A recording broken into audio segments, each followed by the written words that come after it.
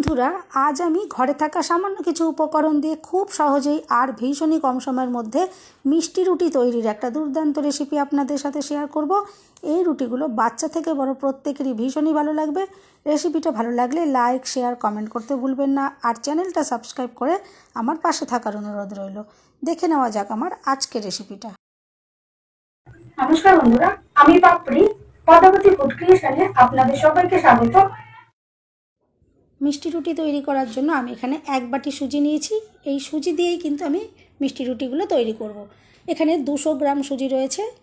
প্রথমে আমি এখানে দিয়ে দিচ্ছি একটু স্বাদ মতো নুন, আর দিয়ে দিচ্ছি 3 চামচ চিনি। আপনারা চাইলে কিন্তু চিনির পরিমাণটা একটু বাড়িয়েও নিতে পারেন, সেক্ষেত্রে কিন্তু খুবই ভালো হবে।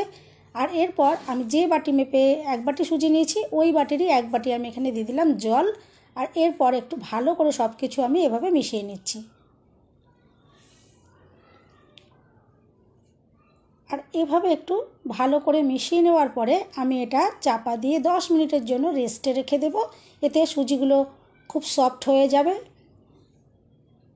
এভাবে আমি ভালো করে মেখে নিলাম, আর এবারে আমি চাপা দিয়ে রেখে দিচ্ছি 10 মিনিট। 10 মিনিট হয়ে গেছে। আর দেখে বুঝতেই পারছেন সুজিটা জলটা টেনে অনেকটাই সফট হয়ে এসেছে। এরপর এখানে আমি অল্প অল্প করে জল দিয়ে আবারও একটু ব্যাটারটা রেডি করে নেব, কারণ এখন যেই ঘনত্বের রয়েছে এইভাবে কিন্তু তৈরি করা যাবে না। এরপর আমি আবারও একটু অল্প অল্প জল দিয়ে একটা ডো রেডি করব। এখানে কিন্তু একবারেই বেশি করে জল দেওয়া যাবে না, অল্প অল্প করেই কিন্তু জলটা অ্যাড করতে হবে।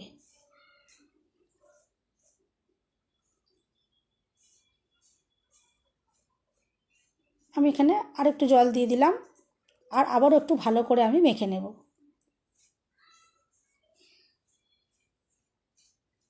এরপর আমি এখানে দিয়ে দিচ্ছি 3 চামচ গুঁড়ো দুধ। আপনারা চাইলে কিন্তু দুধের পরিমাণটা আরেকটু বাড়িয়েও দিতে পারেন, সেক্ষেত্রে কিন্তু আরও বেশি ভালো হবে। আর কেউ যদি চান গুঁড়ো দুধ না দিয়ে লিকুইড দুধ দিয়ে করতে, সেক্ষেত্রে যেখানে আমি 1 বাটি জল যখন আমি প্রথমবারে ইউজ করলাম, সেই জলের জায়গায় আপনারা লিকুইড দুধ দিয়ে মেখে নেবেন, তাহলেও কিন্তু খুবই টেস্টি রুটিগুলো তৈরি হবে। আর এই রুটিগুলো অবশ্যই বাড়িতে একবার ট্রাই করবেন, দেখবেন ভীষণই ভালো লাগবে, খুবই টেস্টি তৈরি হয়। এরপর সব কিছু আমি ভালো করে একটু মিশিয়ে নিলাম। আর এখানে আমি 3টে ছোটো এলাচ নিয়েছি, এগুলো আমি একটু খোসাটা ছাড়িয়ে ভেতরের দানাগুলো নিয়ে নিচ্ছি। আর চাইলে কিন্তু এলাচ আপনারা নাও দিতে পারেন, কিন্তু দিলে বেশি ভালো লাগবে, এখানে সুন্দর একটা ফ্লেভার আসবে। আমি সেই জন্য এখানে একটু ছোটো এলাচটা ইউজ করলাম। হাতের কাছে না থাকলে নাও দিতে পারেন। এরপর আমি এলাচগুলো এভাবে একটু ছাড়িয়ে নিয়েছি।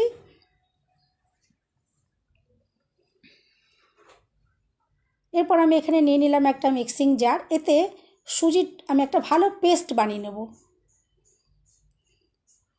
কারণ এই অবস্থায় কিন্তু রুটি তৈরি করলে রুটিগুলো কিন্তু পারফেক্টভাবে রেডি হবে না, সেই কারণেই একটু ভালো করে পেস্ট করে নিতে হবে।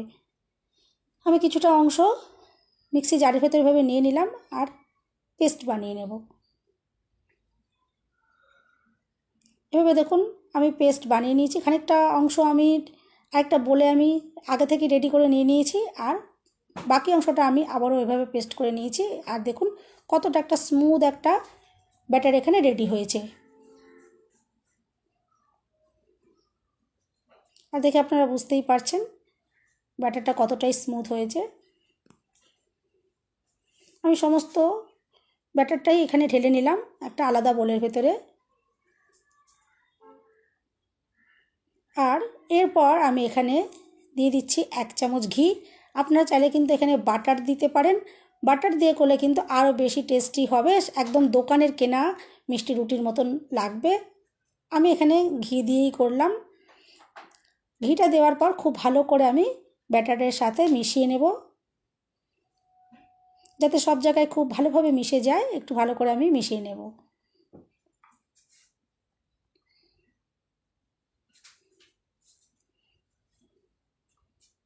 এভাবে আমি ভালো করে একটু মিশিয়ে নিলাম।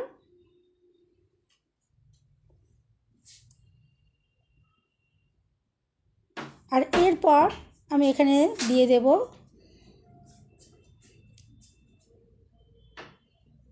2 চামচ ময়দা।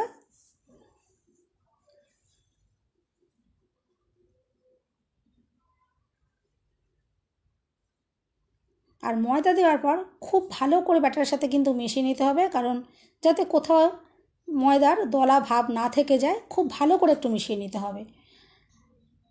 আর এই কাজটা একটু টাইম নিয়ে একটু ভালো করে মিশিয়ে নেবেন, কারণ পাউরুটিগুলো পারফেক্টভাবে রেডি করতে গেলে সঠিকভাবে আগে ব্যাটারটা রেডি করতে তো হবে, সেই কারণেই ভালো করে না মেশালে কিন্তু পারফেক্টভাবে রেডি হবে না। আমি এভাবে ভালো করে দেখুন মিশিয়ে নিয়েছি, আর ব্যাটারটা আগের তুলনায় একটু গাঢ় হয়ে গেল। এরপর আমি এখানে দিয়ে দিচ্ছি 1 চামচ বেকিং পাউডার, আর দিয়ে দেবো 1/2 চামচ বেকিং সোডা। আর baking powder baking soda active করার জন্য আমি ওপর থেকে অল্প পরিমাণে একটুখানি সামান্য জল দিয়ে দিচ্ছি। আর এরপর ব্যাটারের সাথে খুব ভালো করে মিশিয়ে নিতে হবে। এভাবে আমি একটু ভালো করে ব্যাটারের সাথে বেকিং পাউডার বেকিং সোডা এভাবে একটু মিশিয়ে নিলাম। আর ব্যাটারের ঘনত্বটা আপনারা দেখে বুঝতেই পারছেন আমি এখানে কীরকম ঘনত্বের একটা ব্যাটার রেডি করেছি। এখন ব্যাটারটা কিন্তু একদমই রেডি হয়ে গেছে রুটি তৈরির জন্য। এরপর আমি এখানে নিয়ে নিয়েছি কয়েকটা স্টিলের ছোট ছোট বাটি। এই বাটিগুলোর ভেতরে আমি রুটিগুলো তৈরি করব। এই বাটিগুলোর ভেতরে আমি একটু সাদা তেল ব্রাশ করে দিচ্ছি। আর যারা বাটার দিয়ে করবেন তারা কিন্তু এই বাটির গায়েতেও একটু বাটার ব্রাশ করে দেবেন, সেক্ষেত্রে কিন্তু খুবই সুন্দর ফ্লেভার থাকবে। আর আমি আগেই বলেছি বাটার দিয়ে করলে একদম দোকানের কেনা রুটির মতন লাগবে। এরপর কিছুটা অংশ নিয়ে আমি এভাবে ব্যাটার আমি দিয়ে দিচ্ছি। আর পুরোটা বাটি কিন্তু আমি ভর্তি করব না, কারণ এগুলো পরে ফুলে অনেকটাই বড় বড় হয়ে বাটি একদম ভর্তি হয়ে যাবে, সেই জন্য খানিকটা অংশ ফাঁকা রেখে ব্যাটারটা দিতে হবে। আর বন্ধুরা, রেসিপিটা যদি ভালো লাগে অবশ্যই কিন্তু লাইক শেয়ার কমেন্ট করবেন, আর চ্যানেলটা সাবস্ক্রাইব করে আমার পাশে অবশ্যই থাকার অনুরোধ রইল। আর বেল বাটনটা ক্লিক করে রাখবেন, যাতে আমি যখন নতুন ভিডিও আপলোড করব সঙ্গে সঙ্গে নোটিফিকেশান সবার আগে আপনি পেয়ে যাবেন। আমি এভাবে দেখুন সমস্ত বাটিগুলোকে এভাবে করে ব্যাটারটা নিয়ে নিচ্ছি, আর খানিকটা অংশ আমি বাকি রেখে দিচ্ছি। আর এভাবে করেই আমি সমস্ত বাটিগুলো দেখুন রেডি করে নিয়েছি। আর একটা কড়াই আমি 5 মিনিট আগে ভালোভাবে এভাবে চাপা দিয়ে গরম করে নিয়েছি। আর একটা থালা আগে থেকে এর ভেতর দিয়ে রেখেছিলাম গরম করার জন্য। আর এই কড়াইতে কিন্তু আর কোনো কিছুই দেওয়া নেই। এরপর আমি বাটিগুলোকে সব বসিয়ে দিয়েছি, আর প্রথম অবস্থায় আমি 10 মিনিট এভাবে বেক করে নেব। আর গ্যাসের ফ্লেম কিন্তু একদম লোয়েতে রেখে এই কাজটা করতে হবে। 10 মিনিট পর আমি ঢাকাটা একটু খুলে নিলাম। আর এখানে আমি কিছুটা মোরব্বা নিয়েছি। এই মোরব্বাগুলো বাটির মাঝখানে আমি দিয়ে দেবো, কারণ মিষ্টি রুটিতে দেখবেন মোরব্বা দেওয়া থাকে, যেমন দেখতে সুন্দর লাগে খেতেও কিন্তু খুবই ভালো লাগবে। আর বাড়িতে বাচ্চা থাকলে তো আর কোনো কথাই নেই, বাচ্চাদের কিন্তু এটা খুবই ভালো লাগবে। আর শুধু বাচ্চা কেন, বড়োদেরও ভীষণই ভালো লাগবে। এভাবে আমি মোরব্বার টুকরোগুলো মাঝখানে দিয়ে দিচ্ছি। আর দেওয়ার পর আমি আবারও চাপা দিয়ে দেবো, আর 15 মিনিট আমি বেক করে নেব। আর যাদের যেরকম বাটির সাইজ থাকবে, বাটির সাইজ যদি বড় হয় সেক্ষেত্রে কিন্তু তৈরি করতে একটু সময় লাগতে পারে, বাটির সাইজের ওপর কিন্তু সময়টা নির্ভর করবে। এরপর একদম হয়ে গেছে রেডি। আমি একটা কাঠি দিয়ে চেক করে দেখে নিলাম। আর এখন গ্যাসের ফ্লেম আমি বন্ধ করে দিয়েছি। আর ওপর থেকে একটু আমি যেহেতু ঘি দিয়ে করেছিলাম, আমি সেই জন্য ওপরে একটু ঘি ব্রাশ করে দিচ্ছি। আর আপনারা যারা বাটার দিয়ে করুন ওপরে কিন্তু এভাবে একটু বাটার ব্রাশ করে দেবেন, দেখবেন খুবই সুন্দর ফ্লেভারটা লাগবে, আর ওপরটা বেশ গ্লেজি লাগবে। এভাবে আমি ওপর থেকে একটু ঘি ব্রাশ করে দিয়েছি। আর এরপর আমি নাবিয়ে নেব, আর নাবিয়ে ঠান্ডা করে আমি আপনাদেরকে দেখাবো, দেখবেন রুটিগুলো কতটা সুন্দর তৈরি হয়েছে। আপনারা কিন্তু বাচ্চাদের স্কুলের টিফিনেও দিতে পারেন, বা এমনি নর্মালি রুটি না খেতে চাইলে এভাবে আপনারা মিষ্টি রুটি এভাবে বানিয়ে দিতে পারেন, দেখবেন ভীষণই ভালো লাগবে। আমি বাটির থেকে প্রত্যেকটা রুটি এভাবে বার করে নিচ্ছি, আর দেখবেন কত ইজিলি বেরিয়েও যাচ্ছে, বাটির গায়ে কিন্তু একটুকু আটকেও যাচ্ছে না, সুন্দরভাবে প্রত্যেক কটা দেখুন আমি বাটি থেকে এভাবে বার করে নিয়েছি। আর কতটা সুন্দর দেখতে হয়েছে। আর এরপর আমি আপনাদেরকে ভেঙে দেখাবো যে কতটা সুন্দর দেখতে লাগছে। তাহলে বন্ধুরা, রেসিপিটা যদি ভালো লাগে অবশ্যই কিন্তু চ্যানেলটা সাবস্ক্রাইব করে আমার পাশে থাকার অনুরোধ রইল। আর এরপর দেখুন আমি একটা দেখিয়ে দিচ্ছি, আর দেখুন কতটা দুর্দান্ত দেখতে হয়েছে, আর কতটা সুন্দর কালার তৈরি হয়েছে, আর ভীষণই নরম সফট একদম তুলতুলে তৈরি হয়েছে, আর খেতে তো ভীষণই টেস্টি হবে। অবশ্যই বাড়িতে আপনারা এভাবে ট্রাই করবেন, দেখবেন আপনাদেরও ভীষণই ভালো লাগবে। আর আমি দেখুন ভেঙে দেখিয়ে দিচ্ছি ভেতরটা কতটা সুন্দর তৈরি হয়েছে, জালিদার তৈরি হয়েছে একদম, আর স্পঞ্জি ভীষণই। সবাই সুস্থ থাকবেন, ভালো থাকবেন, দেখা হবে নেক্সট ভিডিওতে। ভিডিওটা শেষ পর্যন্ত দেখার জন্য সবাইকে রইল অসংখ্য অসংখ্য ধন্যবাদ।